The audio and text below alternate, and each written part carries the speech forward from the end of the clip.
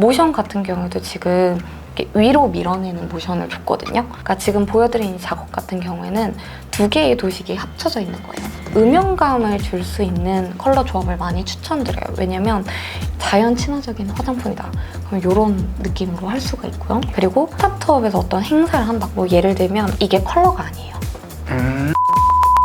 그렇네요. 보니까. 네. 발표용 PPT를 많이 만드시잖아요. 그걸 어떻게 만드는 게 좋은지 좀 팁이 있으면 좀 알려주실 수 있을까요? 일단 저는 첫 번째로는 리스크를 완전히 제거하는 걸 가장 중요하게 생각하거든요. 발표 같은 경우에는 딱 한 번 라이브로 진행이 되잖아요. 그래서 돌발 상황이 안 생기게끔 사전에 좀 조사를 철저하게 하는 편이에요. 이렇게 화면의 비율이 굉장히 길고 곡면인 경우가 있어요. 이 모든 화면을 다 쓰는 게 아니라 이런 큰 화면 앞에서 연사님이 이렇게 돌아다니시게 되면은 아래쪽에 있는 내용은 잘 안 보여요. 그래서 그런 부분은 제가 미리 가이드라인을 그어놓고 그 아래로는 내용을 잘 안 넣는다든지 이런 부분들까지 신경을 쓰고요. 뭐 이렇게 요즘에는 줌으로 바로 송출하는 경우에는 컴퓨터 화면의 비율 딱 맞춰서 나와야 되는 부분들도 있고, 이렇게 컨퍼런스로 가게 되면은 화면이 또 3개가 되는 경우도 있어요. 3개 다 다른 화면이 나오는 경우도 있기 때문에 사전에 꼭 이런 부분들을 체크하셔야 된다는 거 꼭 알려드리고 싶어요. 이거는 그냥 제 개인적인 경험인데요. 디스플레이에 나오는 경우도 있는데 빔을 쓰시는 경우도 있어요. 근데 빔을 쓰시는 경우에는 조도가 되게 어두워지거든요. 근데 그럴 때 그냥 배경을 무조건 종이 인쇄물처럼 흰색으로 하면 일명 그 눈뽕이라고 해야 되나요? 과해지는 경우가 있어서 그럴 땐 조금 배경을 어둡게 하고 컨텐츠를 밝게 한다든지 해서 좀 더 편안하게 느껴지게끔 구성하시는 것도 좋으실 것 같아요. 이제 경쟁 PT 하실 때도 많이 사용을 하시고요. 스타트업 대표님들께서 데모데이라고 해서 VC들 앞에서 투자 유치를 받으셔야 할 때 하시는 자료들도 있고, 기업의 총수분들이나 국무총리님이라든지 이런 분들께서 하시는 행사와 관련된 프레젠테이션도 디자인을 하고 있습니다. 실제 디자인 영역에서 중요한 거 이제 원래 처음에 대본을 이렇게 주셨어요.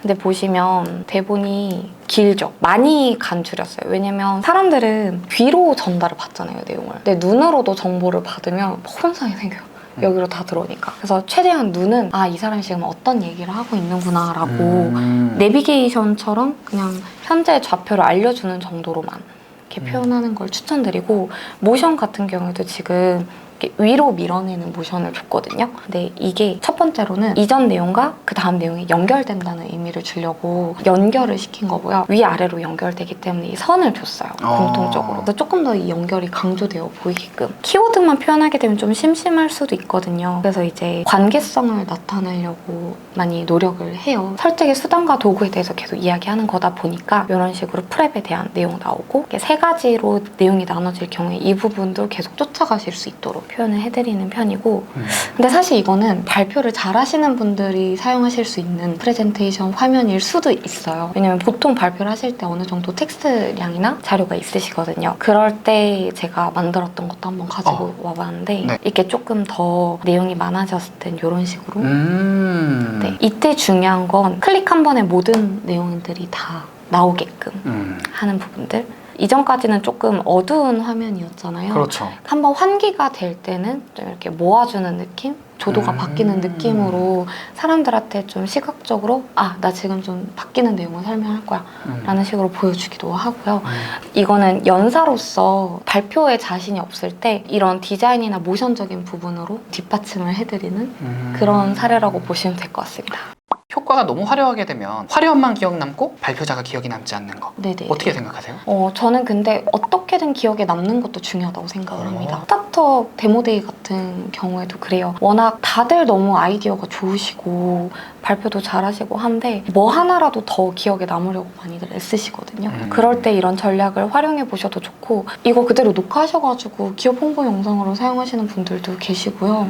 이대로 인쇄해서 쓰시기도 하시고요. 애니메이션이라든지 그런 전환 효과 같은 것들이 중요도로 따진다면 한 어느 정도 되는 것 같아요? 중요하진 않아요. 그냥 약간 플러스 알파 정도? 플러스 알파. 이거는 그냥 내가 발표장에서 조금 자신이 없다 할 때 잘 차려입은 옷 같은 느낌? 네. 그렇구나. 그리고 이렇게 해서 실제로 좀 심사위원들이 기억에 많이 남아하셨다라고 이야기해 주시는 분들이 많아요. 그래서 좀 그런 임팩트를 주려고 하시는 분들한테 많이 추천드리고, 평소에는 이렇게까지는 안 하셔도 될 것 같아요 라는 말씀을 좀 더 많이 드리는 편이긴 하죠. 그래서 저는 팝포 그래픽스라는 작은 디자인 스튜디오를 운영을 하고 있고요. 이제 스타트업, 그다음에 엑셀러레이팅 하시는 분들, 기업들과도 일을 하기 시작했어요. 그래서 컨텐츠가 사실은 저의 부캐인 거죠. 그래서 최근에는 이렇게 컨텐츠도 하고 디자이너로서 일도 하다가 이제 좀 새롭게 기획하고 있는 것 중에 하나가 클래스 101을 런칭을 했습니다. 그래서 제가 이렇게 오늘 설명드렸던 자료들 있죠. 이거 다 제가 클래스 101에서 설명할 때 썼던 자료들이거든요. 그래요? 오늘은 좀 간략하게 소개를 했지만 실제로 강의에서 썼던 내용도 오늘 가져와서 함께 얘기해 본 거고 생각보다 이런 부분들 재밌어 해주시는 분들이 많아서 또 이제 으쌰으쌰 준비하고 있는 것 중에 하나가 모임을 또 만들어 보려고 해요. 그래서 직장인분들 막 퇴사하고 싶다 이렇게 말씀 많이 하시잖아요. 그죠. 퇴사하시기 전에 사업계획서 한번 만들어 보셔라 라고 얘기를 많이 하다가 직접 그렇게 모임을 요즘에 좀 기획을 하고 있습니다. 사업 계획서 만들 때 정말 중요하게 생각하는 부분 그런 것들이 좀 있을까요? 일단 가독성은 너무 당연한 부분인 것 같고요. 이 문서가 우리가 재밌으려고 있는 문서가 아니잖아요. 그렇죠. 그래서 보시는 분들은 일단 좀 지루할 것 같다, 재미없을 것 같다라는 기본적인 생각들이 있으신 것 같아요. 그걸 좀 깨고 쉽게 읽혀질 수 있게끔 만드는 가독성이 가장 첫 번째고, 여백 되게 중요하다고 생각하거든요. 이렇게 지금 다 붙어있게 되면은 좀 안정감이 많이 떨어져요. 끝쪽에 이렇게 바짝 붙어있으면 사람이 시각적으로 좀 긴장감이 높아지거든요. 이렇게 조금 양 사이드로 한 번 더 여백을 주게 되면 시각적으로 훨씬 안정감이 있거든요. 이 안에 들어가는 내용들도 다 이렇게 일정한 간격을 유지하고 시작점과 끝점이 동일하도록 여유 있어 보이게끔 계속 일정한 여백을 주시는 게 좋고, 네. 실제로 보시면 양 끝에 이렇게 여백이 일정하게 있고요. 이 안에서도 계속 균일하게 나눠지는 모습들이 있거든요. 네. 또 이런 부분들을 계속 신경 쓰면서 작업을 하시면 1차적인 안정감에서 가독성을 확보하실 수 있습니다. 그 다음 중요한 게 사업계획서 같은 경우는 데이터로 얘기하는 경우가 되게 많아요. 우리 회사의 매출이 이만큼 나고 있고 앞으로도 이만큼의 매출이 더 날 거다. 이런 부분들을 이제 근거 있게 설득하기 위해서 데이터를 사용하는데, 그 데이터를 한 번에 와르르 보여주시는 분들이 계세요. 그러면은 이 데이터를 통해서 과연 이 사람이 뭘 말하려고 하는지 잘 못 느끼시는 경우가 많거든요. 시각화를 통해서 이 데이터에 내 의도를 좀 한 스푼 잘 섞어주시는 게 중요해요. 그러려면은 도식화를 많이 사용하셔야 되는데, 도식화 되게 어려워하시는 분들이 많아요. 근데 한번 내용을 다 걷어내고 내가 말하려는 그 플로우를 한번 체크해 보시는 게 좋아요. 그러니까 지금 보여드린 이 작업 같은 경우에는 두 개의 도식이 합쳐져 있는 거예요. 뭐냐면 타임라인이 있고요. 그다음에 그 타임라인에 따라서 점점 확장되는 스케일이 있어요. 이걸 합친 거거든요. 그래서 그러면 좀 직관적으로 빅데이터 캠퍼스는 과거에 비해서 지금 훨씬 더 성장을 했구나. 이런 것들을 좀 한 번에 보여줄 수 있는 시각적으로. 사례예요. 네. 이런 게 될 수도 있고, 윤상명 프리젠터님과 협업했던 케이스인데 여기는 장관상을 받았습니다. 실제로 좋은 결과가 있었어요. 이런 식으로 그래프를 표현할 때도 이게 공유 세컨하우스에 관련된 내용이었어요. 뭐 빈집 증가 수준을 할 때도 그냥 막대 그래프로 정도의 차이를 나타내는 거 좋지만, 이렇게 좀 집 모양을 넣어서 직관성을 더한다든지, 위험지역 비율을 이렇게 그냥 파이 차트로 할 수도 있지만 이렇게 지도에 한번 입혀본다든지 이런 것도 좋을 것 같고요. 요거는 조금 기억에 많이 남아요. 처음에 기획안을 주셨을 때 이 공동 소유에 대한 도식을 집 모양으로 주셨어요. 근데 제가 이거는 집 모양으로 하게 되면 좀 부정적인 인식이 생길 수도 있다라고 제안을 드려서 열쇠로 바꿨거든요. 이게 왜 그렇게 했었냐면, 그 업계에 있으신 분들의 평소 생각을 좀 파악하는 것도 중요한 것 같아요. 부동산 같은 경우에는 쪼개서 나누어 가진다라는 거를 좀 부정적으로 많이 생각하세요. 제 평소에 맨날 쓰지 않는 세컨하우스를 여러 사람이 함께 소유하는 개념이었거든요. 그러면 이제 자칫 이제 투자자나 부동산에 관심 있으신 분들께서 부정적으로 볼 수도 있는 요소는 최대한 배제하기 위해서 그 집에 들어갈 수 있는 권한인 열쇠를 좀 시각화해서 공동 소유할 수 있다라는 걸 보여주는 방식으로 시각화를 했었어요. 제가 말하는 직관성이란 건 바로 이런 것 같아요.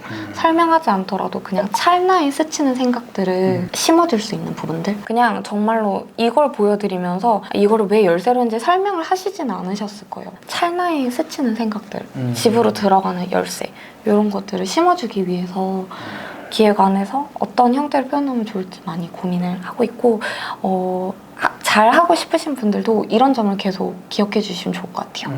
가끔 오해하시더라고요. 이 도시카를 예쁘게 막 만들어야 된다. 막 그림을 넣어야 되고 아이콘을 넣어야 되는 게 도시카다 이렇게 생각하시는데 그게 아니라 내가 말하고자 하는 의미가 잘 연결되도록 간단하게라도 그렇게 만들어 주시면 훨씬 도움이 되실 것 같아요.